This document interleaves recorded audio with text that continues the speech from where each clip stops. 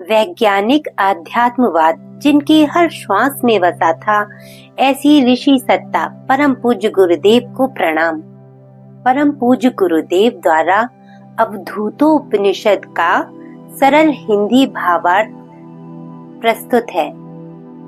अवधूतोपनिषद, यह उपनिषद कृष्ण यजुर्वेदीय है। इस उपनिषद में संस्कृति की जिज्ञासा का समाधान करते हुए भगवान दत्तात्रेय अवधूत स्थिति के स्वरूप और महत्ता का वर्णन करते हैं। अवधूत स्थिति में किस प्रकार श्रेष्ठ तत्व के समाहित होने से व्यक्ति धन्य हो जाता है, इसका वर्णन भी किया गया है। सबसे पहले शांति पाठ।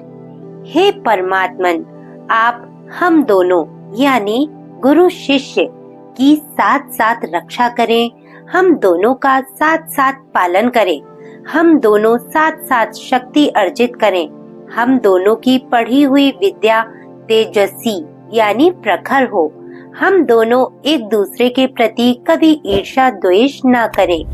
हे शक्ति संपन्न, हमारे त्रिविध आदि भौतिक, आदि दैविक, आध्यात्मिक तापों का शमन हो, अक्षय शांति की प्राप्ति हो।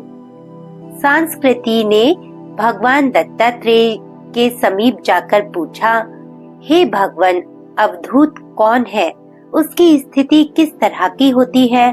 उसका लक्षण किस प्रकार का होता है तथा उसका संसार यानी सांसारिक व्यवहार किस प्रकार का होता है?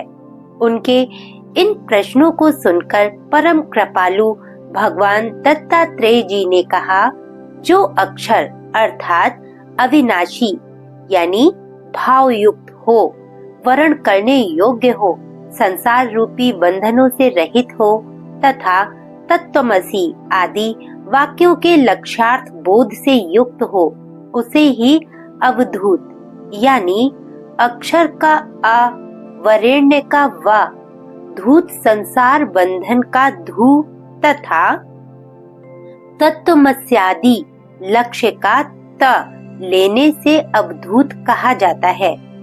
जो योगी पुरुष आश्रम एवं वर्ण व्यवस्था से ऊपर उठकर आत्मा में ही सदैव स्थित रहता हो, वह वर्णाश्रम रहित योगी पुरुष अवधूत कहा जाता है।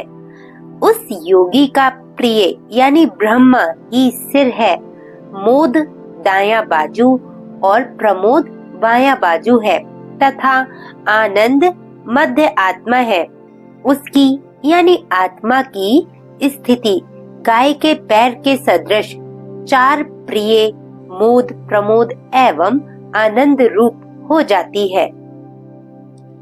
उस सिर यानी हर्ष में, अधः मोद प्रमोद में तथा मध्य आनंद में आत्म बुद्धि नहीं करनी चाहिए। आत्मा नहीं मानना चाहिए तो किसे मानना चाहिए? इस पर कहते हैं कि गोवाल जो गौ की पूंछ है, उसके सदृश उस ब्रह्म की पूंछ प्रतिष्ठा है। उस ब्रह्म को इसी पुच्छाकार में जानना चाहिए। इस प्रकार ब्रह्म को भली प्रकार जानकर वे यानी योगी पुरुष परम गति को प्राप्त करते हैं। अमरत्व की प्राप्ति ना तो विभिन्न कर्मों के द्वारा, ना प्रजा के द्वारा और ना ही धन के द्वारा होती है। एकमात्र त्याग के द्वारा ही अमरत्व को प्राप्त किया जा सकता है। अपनी अपनी इच्छा के अनुसार व्यवहार करना ही उन योगियों का संसार है। उनमें से कितने ही तो वस्त्रों को धारण करते हैं और कितने ही दिगंबर अर्थात बिना वस्त्रों के ही रहते हैं। उन योगियों के लिए ना कुछ धर्म है और ना ही कुछ अधर्म, पवित्र एवं अपवित्र आदि भी कुछ नहीं है। इंद्रियों को वश में करने के रूप में सदा संग्रह की दृष्टि से वे यानी योगी जन अंतःकरण में आत्मा का ध्यान रूप अश्वमेध यज्ञ किया करते हैं। यही उनका महायज्ञ और महायोग है। अंतः स्थित परमात्म चेतना में बहिर्मुखी व्यक्त शक्ति धाराओं को समर्पित कर देना, विसर्जित कर देना ही आंतरिक अश्वमेध कहा गया है। इसे ही महायज्ञ या महायोग भी कहा गया है। इस प्रकार उन योगियों का संपूर्ण चरित्र आश्चर्य युक्त होता है। उनके इस प्रकार के चित्र विचित्र कर्मों की निंदा नहीं करनी चाहिए, क्योंकि यही उनका महाव्रत है। वे अज्ञानी मनुष्यों की भांति यानी पाप पुण्य आदि में लिप्त नहीं होते। वे सदैव निर्लिप्त भाव से इच्छा अनुसार विचरण करते रहते हैं। जिस प्रकार सूर्य सभी प्रकार के रसों को ग्रहण करता है तथा अग्नि सभी कुछ भक्षण कर लेता है, उसी प्रकार योगी पुरुष विषयादि भोगों का उपभोग करता हुआ भी शुद्ध होने के कारण पाप पुण्य आदि का भागीदार नहीं बनता। जिस प्रकार चारों ओर से परिपूर्ण होने पर भी अचल प्रतिष्ठा यानी स्थिति वाले समुद्र में जल प्रविष्ट होता है, वैसे ही योगी पुरुष सभी विषय भोगों के रहने पर भी अचल रहता है और शांति को प्राप्त करता है। विषय भोगों की इच्छा करने वाला कामना युक्त मनुष्य वैसी शांति नहीं प्राप्त करता। अतः सत्य बात तो ये है कि किसी का निरोध लय नहीं होता, किसी की उत्पत्ति नहीं होती, कोई आबद्ध यानी बंधा हुआ नहीं है, कोई साधक नहीं है, कोई मुमुक्षु अर्थात मोक्ष को प्राप्त करने वाला नहीं है तथा कोई मुक्त भी नहीं है। यही वास्तविक स्थिति है। इस लोक एवं परलोक के कृत्यों की स्थिति के लिए वैसे ही मुक्ति की सिद्धि के लिए सर्वप्रथम मुझे बहुत कुछ करना अत्यंत आवश्यक था, परंतु अब ये सभी कुछ हो चुका है। इस तरह से हर एक योग का मुख्य रूप से अनुसंधान करता हुआ वह अवधूत इसी में कृत्य होता हुआ सदैव तृप्त होता रहता है। इसके पश्चात वह ध्यान करता हुआ कहता है, अज्ञानी जन पुत्र आदि की इच्छा से अत्यंत दुखी होकर संसार के आवागमन में फंसते रहते हैं, किंतु मैं तो परम आनंद से परिपूर्ण हूँ।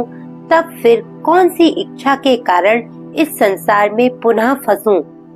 जिन्हें परलोक गमन की इच्छा हो, वे लोग चाहे उस इच्छा से भले ही कर्म किया करे, परंतु मैं समस्त लोकों का आत्मा हूँ, सर्वलोक मैं बन गया हूँ, तो फिर मैं कोई भी कर्म क्यों करूँ? जिन लोगों को इस बात का अधिकार हो, वे भले ही प्रवचन किया करें, चाहे वेदों को पढ़ाते रहें, किंतु मुझे तो इसका अधिकार ही नहीं, क्योंकि मैं तो निष्क्रिय यानी क्रिया रहित हूँ। मैं निद्रा की, भिक्षा की, स्नान अथवा शौच आदि की तनिक भी इच्छा नहीं करता। जो लोग दृष्टा स्तर के हों, वे भले ही अन्य कोई कल्पना करें, परंतु मुझे किसी अन्य की कल्पना करने से कोई लाभ नहीं। अन्य लोग गुंजा यानी चिरमिरी की लालिमा के कारण उसमें भले ही अग्नि को प्रतिष्ठित करें, किंतु इस अग्नि से गुंजा का ढेर नहीं जलता। तब फिर मेरे अंदर तो संसार के धर्म आरोपित ही नहीं है। इस कारण मैं किसी का भी भजन नहीं करता। जो लोग तत्व को ना जानते हों, वे भले ही कुछ भी श्रवण करें, किंतु मैं यानी अवधूत तो स्वयं ही तत्व को जानने में समर्थ हूँ। फिर किस लिए श्रवण करूं? जो लोग संशय में पड़े हों, वे मनन करें। मुझे तो किसी भी तरह का संशय ही नहीं है। इस कारण से मैं यानी अवधूत मनन नहीं करता। जिसको विपर्यास अर्थात विपरीत ज्ञान हुआ हो, वे भले ही निधि ध्यासन करें, परंतु जहाँ पर विपर्यास ही नहीं, वहाँ पर ध्यान की आवश्यकता नहीं होती। शरीर को आत्मा मान लेने का विपर्यास मुझ यानी अवधूत को नहीं होता। इस कारण निधि ध्यासन की आवश्यकता ही नहीं पड़ती। मैं मनुष्य हूँ। इस तरह का व्यवहार भी बिना विपर्यास यानी विपरीत ज्ञान के नहीं होता। यह विपर्यास भी दीर्घ काल से अभ्यास में पड़ी वासना के कारण ही होता है। प्रारब्ध कर्मों के विनष्ट होने पर ही यह व्यवहार निवर्तित यानी बंद होता है, किंतु प्रारब्ध कर्मों का नाश ना हुआ हो तब तक सहस्रों बार चिंतन करने के बाद भी यह व्यवहार शांत नहीं होता। यदि व्यवहार कर्म करने की इच्छा हो तो तुम अपनी इच्छा अनुसार ध्यान करो, परंतु मेरी दृष्टि में तो कर्मों का कोई व्यवहार ही नहीं, तो मैं किस लिए ध्यान करूं? मुझे विक्षेप अर्थात चित्त की अस्थिरता होती ही नहीं, इस कारण से मुझे समाधि अवस्था की जरूरत ही नहीं पड़ती। जब यह मन विकारग्रस्त होता है तब चित्त अस्थिर होता है और तभी समाधि की आवश्यकता होती है। मैं तो नित्य ही अनुभव रूप हूँ। समाधि में मुझे और क्या कुछ भिन्न अनुभव हो सकता है? मुझे जो जो करना है वह मैंने किया तथा जो कुछ भी प्राप्त करना है वह सदा ही प्राप्त करता रहा।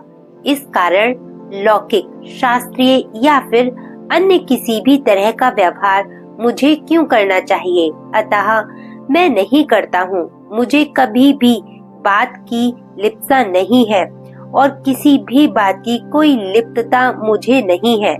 सहज प्राकृतिक ढंग से जो होता है उसी में रत रहता हूँ।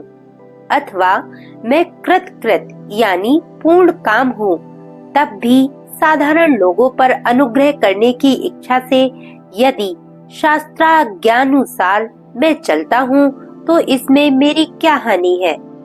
देवताओं की स्तुति, अर्चना, स्नान, शौच, शिक्षा आदि में शरीर भले ही लगा रहे, वाणी ओमकार रूपी प्रणव को भले ही जपती रहे, उपनिषदों का पाठ भले ही होता रहे, बुद्धि सदैव भगवान विष्णु का चिंतन भले ही करती रहे या फिर भले ही वह ब्रह्मलीन रहे, किंतु मैं तो केवल साक्षी रूप हूँ।